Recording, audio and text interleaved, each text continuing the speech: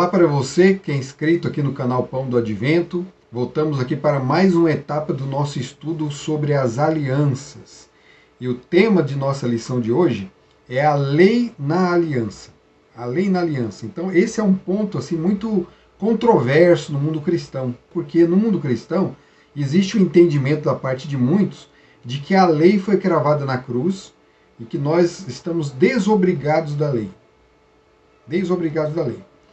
E existe um grupo de cristãos que não acreditam nisso, que acreditam que nós não estamos desobrigados da lei, mas que a lei permanece. Só que assim, parece simples assim o assunto, né, de se resolver, mas não é. Mas vale lembrar aqui, né, um pensamento muito simples. Imagine você que a lei de Deus houvesse sido realmente cravada na cruz, morreu na cruz. Então Cristo ele cumpriu os mandamentos, Cristo cumpriu a lei e morreu na cruz e cravou na cruz a lei de Deus.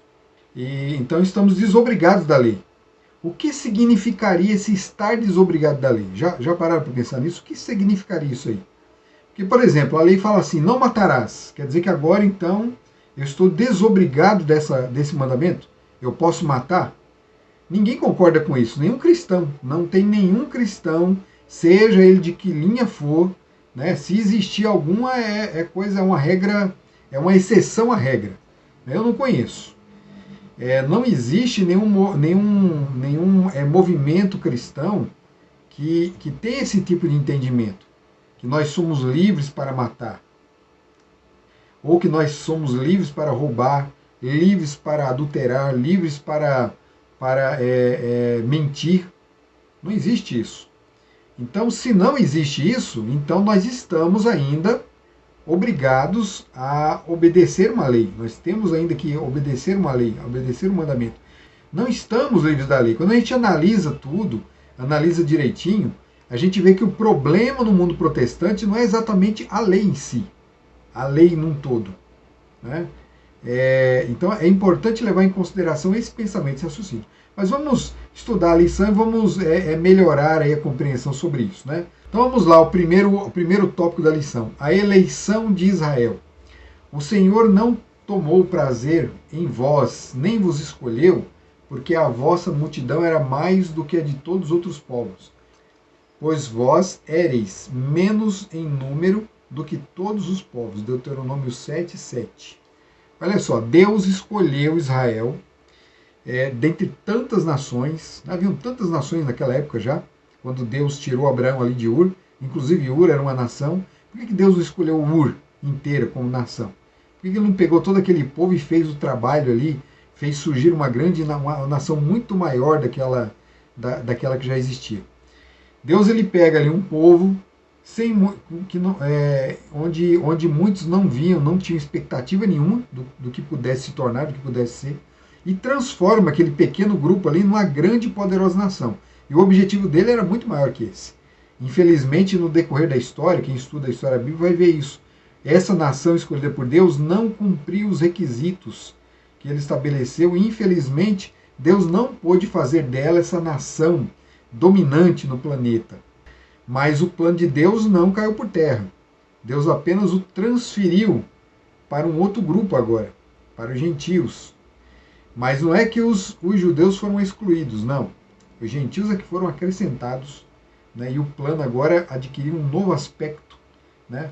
um novo matiz, né? Novas proporções. Ficou muito maior, muito mais grandioso. Mas vamos lá. O que é importante a gente entender aqui desse verso? Primeiro, Deus escolheu porque quis. Esse povo não tinha nada de especial, não tinha nada de diferente dos outros povos, né? Às vezes eram até mais pobres, mais rústicos do que os outros povos. Deus escolheu, Deus tomou a decisão. Assim, os motivos assim profundos, né? Existe alguma coisa ali que a gente não sabe, ainda consegue aprender. Mas o que a gente pode tirar desse verso aqui é o entendimento de que Deus escolhe alguns e ele é capaz de transformar aquele alguém que ele escolheu em coisas diferentes, em coisas maravilhosas, em coisas poderosas, em instrumentos nas mãos dele, certo? Foi isso que ele fez com o povo de Israel. E nessa escolha nós já encontramos a graça. A graça. Esse povo não tinha nada que oferecer. para Deus poder retribuir. Deus escolhe justamente alguém que não podia dar nada em troca. E é isso que ele faz conosco hoje. Isso é uma lição para nós. Tudo que a gente estuda aqui é lição para a gente hoje. O tópico seguinte vem falando sobre laços que unem. A gente vai permanecer nesse tópico aqui. Eu sei que tem mais tópicos na lição. Nós temos a eleição de Israel, que é esse primeiro aí. Temos a lei dentro da aliança, a estabilidade da lei de Deus, né? E C, né? O último tópico, C. Esse é um tópico bem interessante, mas a gente vai procurar englobar tudo aqui, porque o tema da lei aqui é um tema muito complexo, né? Então a primeira coisa aqui para a gente desfazer aqui o mau entendimento que se faz a respeito da lei de Deus e do que nós entendemos, como nós entendemos a lei de Deus. Primeiro, né, uma coisa que eu quero deixar muito clara aqui. Nós adventistas não entendemos que a lei salva. Nós não obedecemos para ser salvos. Não obedecemos para isso. A salvação é pela graça. Então nós vamos entender isso aqui. Vamos começar pelo texto, lá um resumo aqui da lei. Vamos relembrar a lei. Né? O texto lá de Deuteronômio 4,13, ele declara o seguinte: então vos anunciou ele a sua aliança que vos ordenou cumprir, os 10 mandamentos, e os escreveu em tábuas de pedra.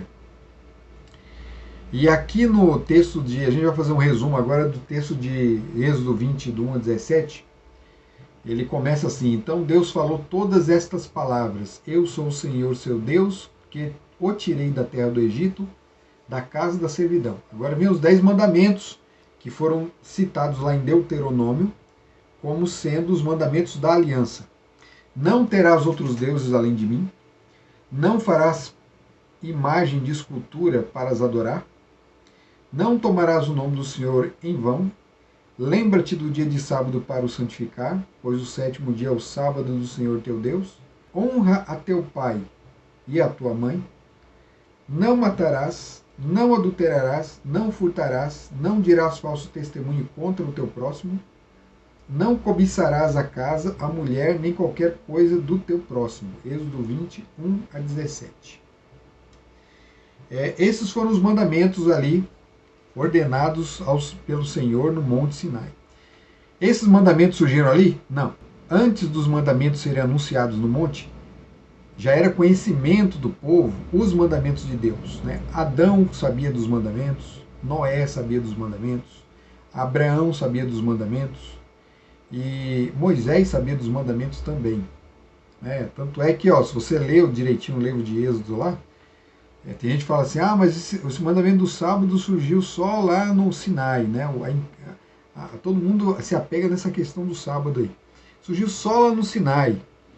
Antes do Sinai, leiam lá o Êxodo direitinho, antes do Sinai, Deus já havia chamado a atenção do povo para o mandamento do sábado, para a questão sabática. E tem outra coisa, tem um texto muito mais claro que esse, está no Gênesis. Deus faz o mundo em 6 dias, no 7º dia ele descansa. E ele declara lá: e Deus abençoou, Deus faz 3 coisas no sábado. Deus descansa, Deus o abençoa e Deus o santifica. Então Deus descansa, abençoa e santifica. Essas 3 coisas nesse dia aqui. Então já estava marcado. O sábado já estava ali. Né? Era de conhecimento de todo israelita. Então não tem isso de que esse mandamento foi criado ali no Monte Sinai. Não existe isso. Então vamos lá. Os mandamentos são esses. Esses mandamentos visavam o bem do povo de Israel. Mas era só do povo de Israel? Se Israel foi chamado para iluminar toda a terra com a sua glória, com a glória que vem de Deus, se Israel abençoaria todas as nações da terra, todas as nações da terra seriam benditas nessa descendência de Abraão, então como que o mandamento era só para o povo judeu? O mandamento não era para o povo judeu. O mandamento foi entregue ali, foi declarado, foi anunciado no monte, para que os israelitas anunciassem ao mundo. O mundo tinha que tomar conhecimento não só da existência do povo, não só da existência do Deus de Israel, mas da lei desse Deus. Porque a lei de Deus nada mais é do que a expressão do caráter de Deus, é o próprio caráter de Deus. A lei de Deus é aquilo que Deus é. E Deus deseja que nós sejamos aquilo que Ele é. Cada um, é lógico, dentro da sua esfera de ação. Né? Nós, na esfera humana, devemos ser semelhantes a Deus. Nós jamais seremos iguais a Deus, mas semelhantes a Deus. Lembra como o homem foi criado? O homem foi feito à imagem e semelhança de Deus. Quando o homem caiu, ele perdeu essa imagem e semelhança. O plano da redenção visa restabelecer, restaurar a imagem e semelhança de Deus que foi perdida no homem. E essa imagem e semelhança se refere não só à pureza física original de Adão ali no Éden, como também a sua pureza ética, a sua pureza moral. Então essas duas coisas, o caráter tem que ser restaurado. Essas duas coisas. Então tá lá, Deus deu essa lei, e aí? Por que não deu certo? Porque o povo de Israel não conseguiu cumprir a lei. Eles falaram assim, ó, tudo que o Senhor disser nós faremos, nós cumpriremos, mas eles não conseguiram. Por que o povo de Israel não conseguiu cumprir? Por que o povo de Israel acabou sendo levado, né? O povo de Israel, lá na frente, Israel vai se dividir, vai se tornar em reino do norte, reino do sul. Aí primeiro o reino do norte, por causa da sua desobediência, foi levado cativo pelos assírios. E depois o reino do sul, por causa da sua desobediência, foi levado cativo pelos babilônicos. Por que eles quebraram a aliança a tal ponto? Porque o cativeiro era a última etapa. Né? Porque se você desobedecesse os mandamentos, haveriam maldições recairiam, né? Havia uma maldição pairando sobre todos aqueles que desobedeciam o mandamento. Sobre os que obedeciam haviam bênçãos. O povo desobedeceu, enquanto o povo era obediente, as bênçãos caíam. Quando o povo desobedeceu, vieram as maldições. E o cativeiro era a última, porque era o estado mais degradante. Ela só aconteceria quando Israel chegasse ao limite estabelecido ali por Deus. E eles chegaram ao limite. Por quê? Paulo ele vai responder por quê. Ele diz assim, mas Israel, que buscava a lei da justiça, não chegou à lei da justiça. Por quê? Porque não foi pela fé, mas como que pelas obras da lei, pois tropeçaram na pedra de tropeço. Então qual era o problema do povo de Israel? O povo de Israel confiou demais em si. E nessa confiança demais em si, acabaram desobedecendo a lei e caindo em terríveis ciladas. Né? Realmente tropeçaram na pedra de tropeço aqui. Eles caíram num sistema de degradação continuada. Então eles tentaram obedecer a lei de Deus pelo seu próprio esforço e não conseguiram. Porque eles tentaram obedecer a lei sem ser pela fé. É isso que Paulo está falando aqui, olha. Ele fala, porque não foi pela fé, mas como que pelas obras da lei. Por que eles não alcançaram a justiça de Deus? Porque o que significa alcançar a justiça de Deus? É se tornar justo diante de Deus. Eles não conseguiram isso. Por quê? Porque eles procuraram essa justiça pelos seus próprios esforços. E agora? Qual a solução agora para o homem? O homem não tinha condições mesmo de obedecer, ele nunca teve. Depois da queda, ele obedecia perfeitamente antes da queda, mas depois da queda ele não tinha mais essas condições. Só que Deus exige obediência, ele quer obediência. Então Deus nunca falou assim, olha gente, vocês não têm condições, então pode cada um seguir a sua vida aí, vocês não têm como obedecer os mandamentos. Por que Deus ia ficar insistindo com o povo para obedecer um mandamento que eles não conseguiriam obedecer? Porque esses mandamentos tinham que ser obedecidos pela fé. O povo confundiu as coisas, o povo entendeu que obedecendo seriam salvos. E aí eles faziam esforços, né? Esforços humanos para obedecer e não conseguiam. E por fim acabavam na idolatria. Né? O erro sobre erro ia chegando, ia se amontoando, e eles terminavam no pior estado, um estado pior do que o do começo. E agora? Ficou sem solução? Não ficou sem solução. Eles tiveram que entender, porque esse era o objetivo de todos aqueles rituais ali que foram estabelecidos ali no período de Moisés. Tudo aquilo foi deixado como instrução para que o povo entendesse que eles não poderiam obedecer à lei. Na verdade, até na própria forma como Deus libertou o povo de Israel, eles nesse aspecto eles já poderiam entender que a salvação deles não dependia de sua obediência, mas pura e simplesmente da fé. Veja o que acontece. Deus tira o povo do cativeiro, Ou seja, primeiro Deus liberta o povo e depois leva-os até o Sinai, e no Sinai ele entrega a sua lei. Ele declara a lei.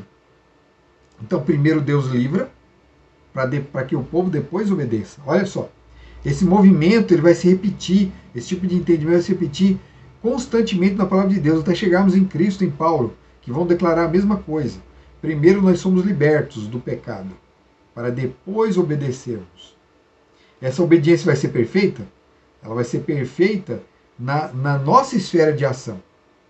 Só que para Deus ela não é perfeita, de forma alguma, porque em nós temos a natureza pecaminosa. Por mais que a gente haja direito, a gente nunca consegue chegar àquilo que Deus deseja. A gente não consegue. Por isso que nós não podemos ser salvos pela obediência, porque jamais obedeceremos perfeitamente. Nós somos salvos pela graça. Então, ao aceitarmos Jesus como nosso Salvador pessoal, nós somos declarados justos no céu. Nós alcançamos a justiça de Deus ao aceitarmos Jesus como nosso Salvador pessoal. Mas e aí? Quando aceitamos Jesus como nosso Salvador, então estamos agora desobrigados da lei? Não precisamos mais dela? Olha, Paulo faz uma pergunta parecida. Ele fala lá em Romanos 3,31. Anulamos, pois, a lei pela fé? E aí ele responde, de maneira nenhuma. Antes estabelecemos a lei.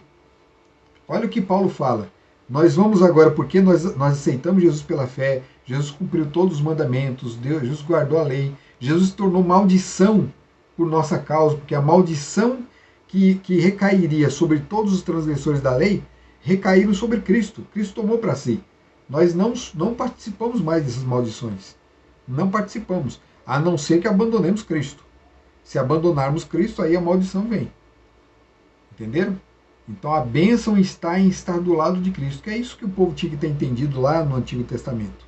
O povo não entendeu. Por isso que todo esse período do Sinai em diante é chamado de antiga aliança, de antigo concerto. Por culpa do concerto? Não, por culpa do povo. Porque o povo não entendeu o concerto. Não entendeu. Todo o concerto visava instruir o povo, mas o povo não entendeu. Aí você pode falar assim, mas de onde você tirou isso? De que o concerto visava instruir o povo? Paulo declara isso. Nós vamos ler agora esse texto de Paulo aqui. Olha o que ele fala. De maneira que a lei nos serviu de aio para nos conduzir a Cristo, para que pela fé fôssemos justificados. Mas depois que veio a fé, já não estamos debaixo do aio. Então, o que era a lei? A lei era um aio. A palavra aio aqui na Bíblia, aqui no livro de Gálatas, vem da palavra grega pedagogo. Pedagogo é aquele que conduz a criança, que conduz o garoto, aquele que não entende, não tem entendimento. Então a lei de Deus, ela foi isso. Ela foi um pedagogo, ela pegou aquele povo que eram como crianças que não entendiam ainda, né, o ensino, a verdade, e conduziu essas crianças até Cristo, até chegar à plenitude do conhecimento. Então ela, como pedagoga, ela foi instruindo ali a criança, foi levando, foi caminhando com ela para alcançar, para chegar no alvo, na meta. Né? O pedagogo nos dias de Paulo aqui era aquela pessoa que era contratada para levar a criança à escola. Né? Só que com o passar do tempo, a palavra pedagogo ela adquiriu o sentido de educador também. Hoje nós temos esse conceito. O pedagogo é um educador. Não é isso o que acontecia aqui no texto. O texto aqui é aquele que conduzia a educação, ao lugar onde a criança adquiriria a educação. Então ele faz ali um papel de educador também, porque nessa caminhada do Sinai até Jesus, muita luz foi sendo concedida ao povo de Israel para que eles pudessem entender, mas eles não entenderam, e por isso esse pacto todo esse acordo se tornou velho. Por isso ele é chamado de velho pacto, de antigo pacto. Não porque houvesse um problema no pacto. O pacto continua. O pacto é o mesmo. Só que em Cristo agora ele alcança sua plenitude. Então ele adquire uma nova feição. Por isso ele é chamado de nova. Mas essa nova aliança aqui nada mais é do que a aliança. Ele é chamada na Bíblia de aliança eterna. Aquela que foi feita com Abraão, com Isaac e com Jacó. Entenderam? Então não tem nada de diferente aqui. Veja que a lei não desaparece quando a gente tem essa compreensão. A lei não desaparece. Ela tem um propósito. Nos conduzir a Cristo. E aí? ela conduziu a Cristo e aí agora ela perdeu sua eficácia, porque o texto fala assim, ó, já não estamos mais debaixo do aio. Em que sentido? O aio já não nos conduz mais, nós já alcançamos. Né? A função estar debaixo do aio aqui é a função do aio de conduzir. Então ela conduziu, alcançamos a Cristo, agora é que chegamos em Cristo, encontramos a plenitude das coisas.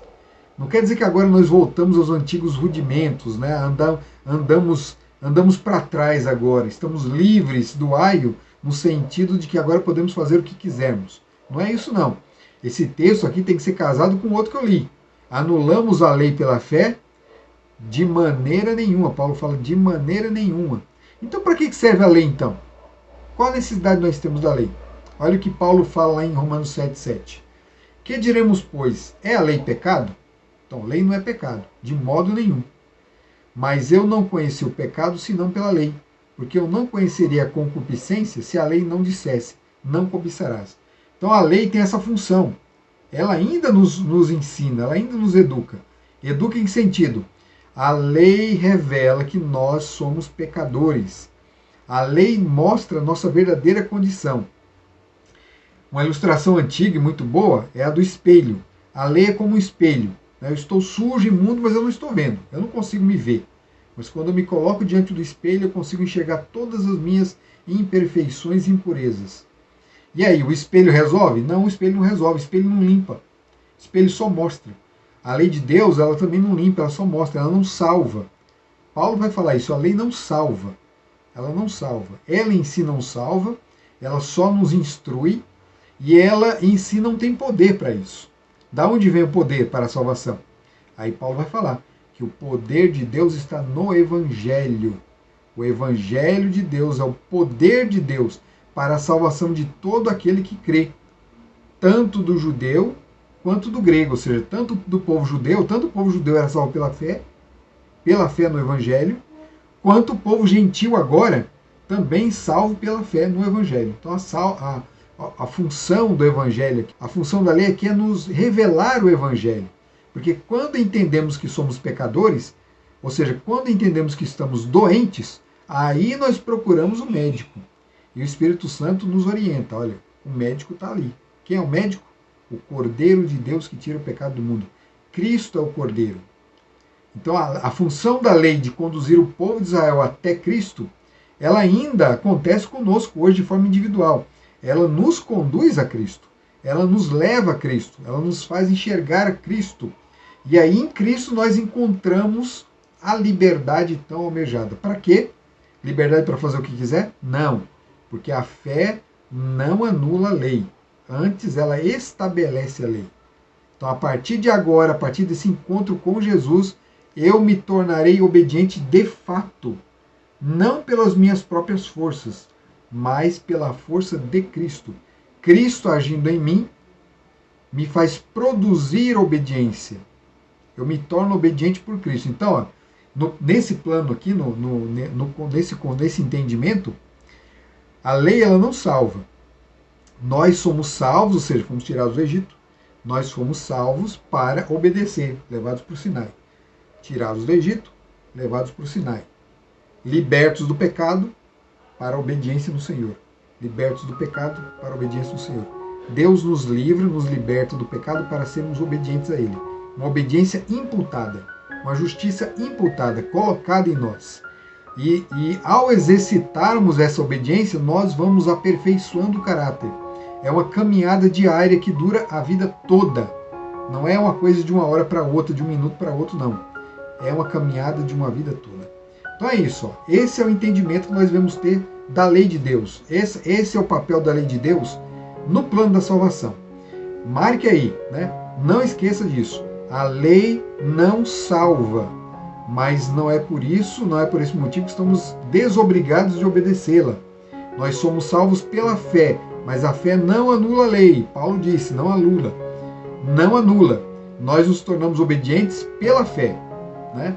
Olha o que diz Tiago. Olha o que fala o Tiago, para encerrar aqui a nossa questão. Olha o que Tiago fala.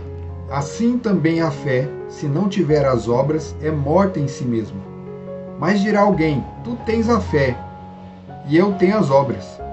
Mostra-me a tua fé sem as tuas obras, e eu te mostrarei a minha fé pelas minhas obras. Então tá aqui, Tiago ele encerra a questão. A fé sem obras é morta. Fé verdadeira produz obras. Obras, que obras são essas aqui? A obediência. A obra aqui, na carta de Tiago, não é qualquer obra, né? Não é qualquer trabalho. É a obediência. A obediência ao Senhor, a palavra do Senhor, a lei de Deus. Então a lei de Deus ela é eterna. Lá em Apocalipse, quando o Apocalipse vem falando assim sobre as características do povo de Deus nos últimos dias, vem dizendo assim: aqui estão aqueles que guardam os mandamentos de Deus e têm a fé de Jesus. Que Deus abençoe você e fique aí, atento aí. A próxima semana nós vamos falar sobre o grande ponto de controvérsia aqui. Porque, como eu disse, no mundo evangélico a grande questão não é a obediência em si, porque toda religião ensina a obediência. Toda religião crê que devemos obedecer a Deus. E entendem que não é pela obediência que nós somos salvos. Nós não somos salvos pela obediência. O grande ponto em questão aqui não são os mandamentos em si, mas um mandamento específico. E é sobre esse assunto que nós vamos falar na semana que vem. Então, Deus abençoe você e até lá no nosso próximo estudo. Tchau!